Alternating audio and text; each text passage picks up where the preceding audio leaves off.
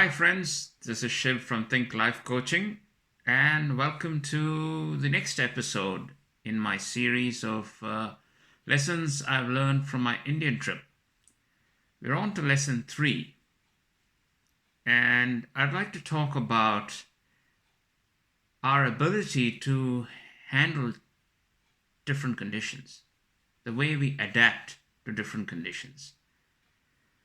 Now, when we went from here to India in August, we went from about 5 degrees Celsius, which is perhaps 40 degrees if you prefer the F word for your temperatures.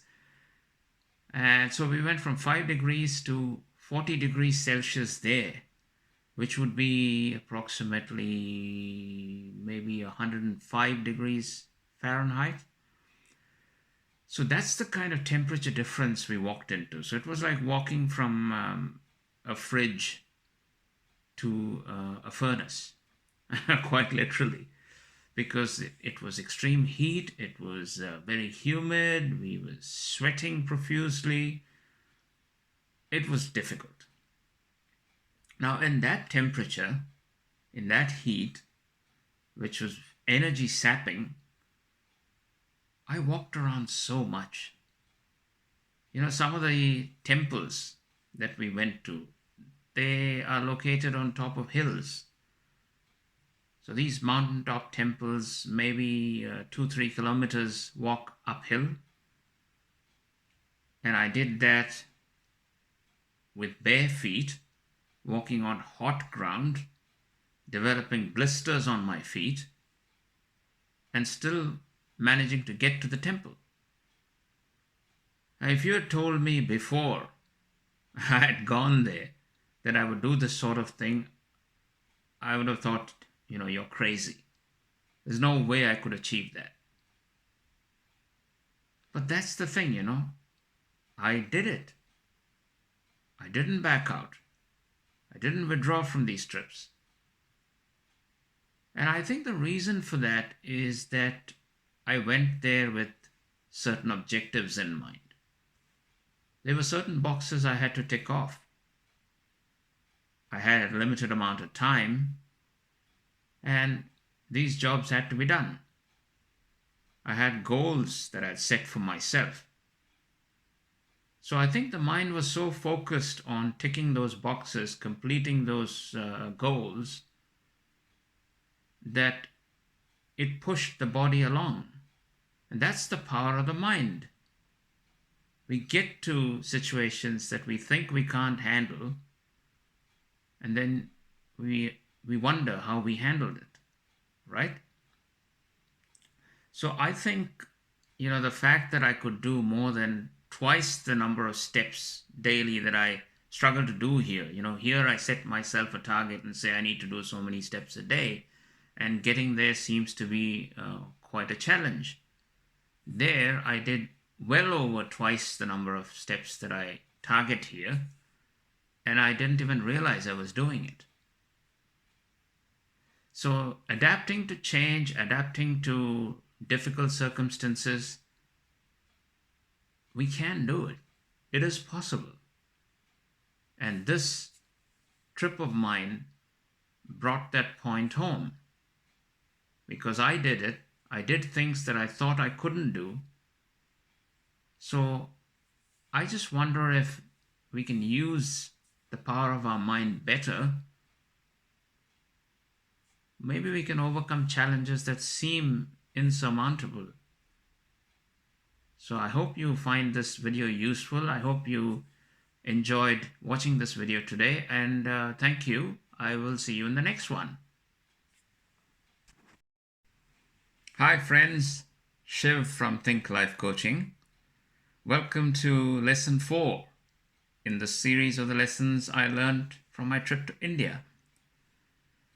One of the weird and wonderful scenes that I saw on the streets of India was a man on a bike carrying over 100 pots. I mean, it had to be over 100. It was piled so high.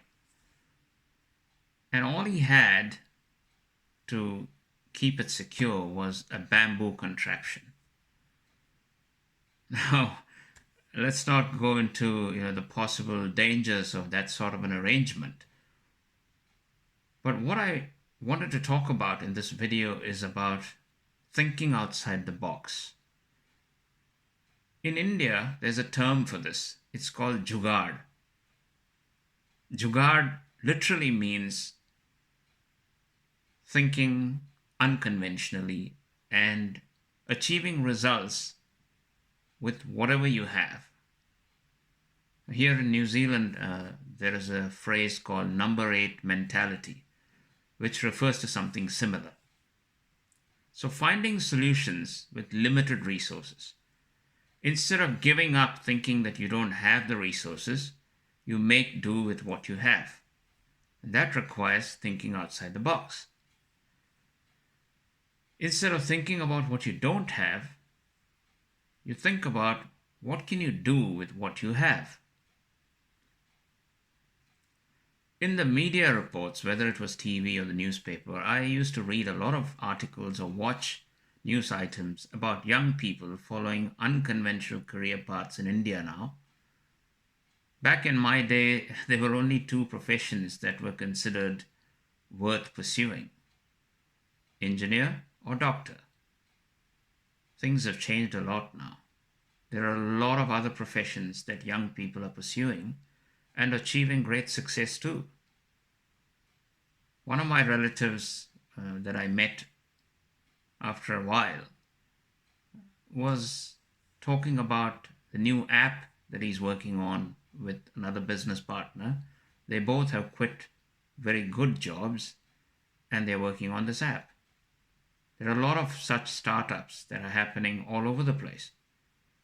And this wasn't there many years ago. This wasn't there when I was studying or looking for a career. Obviously, things have changed. Obviously, computers and technology have all moved on at a rapid pace. But that's why our minds have got to also get out of this trap, literally, of just thinking conventionally all the time. If you get results through conventional thinking, fine.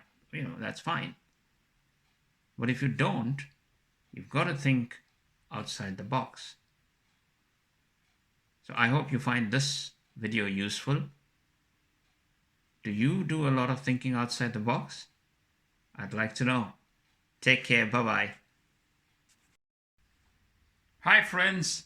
Welcome to lesson 5 of the series of the lessons I learned from my Indian trip.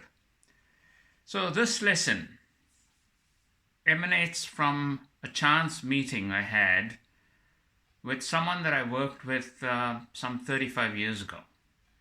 It was from one of my first jobs where I joined as an engineer trainee, and by the time I was completing my training at the end of 2 years, a young boy joined me as a new trainee.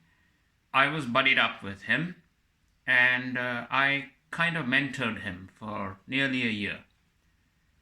And then I left the company and I moved on. Now, I bumped into this guy during this trip, just by chance. And he happens to still be working at the same company that we both were engineer trainees in. He's now a senior vice president. And so he's one of the big boys in that company. He's got a great lifestyle. And I, after meeting him, started going down the what if trap.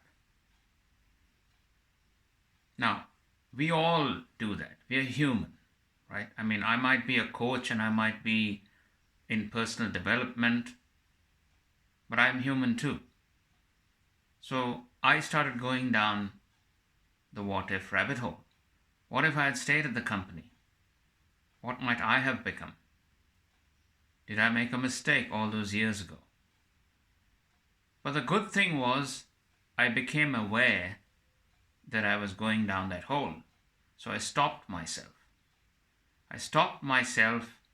I reminded myself where I was now, why I was doing what I was doing, and I felt good about what I'm doing now. And I also thought about our stories, my story and his story. He stayed there. He followed a formula that I teach my clients now, what I call the 3P formula. The 3Ps being patience, persistence, and perseverance. He followed that formula, knowingly or unknowingly. I didn't. I left when maybe I should have stayed in if I wanted this kind of growth. So it is not fair to compare ourselves to other people when we've all followed and taken different paths. And that was the big lesson for me. We all know that comparison is the thief of joy and so on, but we still do it. But the key is to catch yourself doing it and stop yourself going down that track. Think of the things you've achieved. Think of the things you've done in your life. And feel proud, feel good, and motivate yourself to do more and better. And that's what my mission and my business has become now. To prevent other people, help other people not fall into the traps that I fell into. And that is lesson number 5. So take care, and I'll see you in the next video. Hi friends, this is Shiv from Think Life Coaching. We've reached the end of this journey, this particular journey of this series of lessons that I learned from my trip to India. And the final learning that I got is that we need to apply what we have learned. Now, all these things I spoke about in the previous videos, they're not new, are they? I mean, it's not stuff that you've never heard before. You've heard them in many other places. This is all information that we receive from various sources. After all, we live in the age of the information overload. So we keep getting all this information and we file them away in our mind. But what do we do with it though? Because information, in order to be useful, has a process. It becomes knowledge, and eventually knowledge has to become wisdom. Because just knowledge or just information is not going to do much for us. And that's why this trip was so useful for me, because it reinforced so many things that I had filed away. And it brought it again to the surface through personal examples that I was going through myself. And there's no better learning than that, is there? I mean, knowledge by itself is great, but is it useful in terms of what you do with it? You know, they say knowledge is like knowing that tomato is a fruit. But wisdom is not putting tomato in your fruit salad, right? It's what you do with the knowledge. Are you using it to benefit yourself? Are you using it to benefit others? That's the key. And end of the day, knowledge is like makeup. It's useful only when it's applied. Well, that's it, friends. I hope you enjoyed this series. I enjoyed presenting it to you. So I hope you enjoyed watching these. And if you have any questions, please message me, get in touch with me, and I'll be happy to talk with you, discuss with you. And maybe if you have something relevant to your situation, feel free to contact me. Thanks very much for watching these videos. Wish you all the very best. Take care. Bye.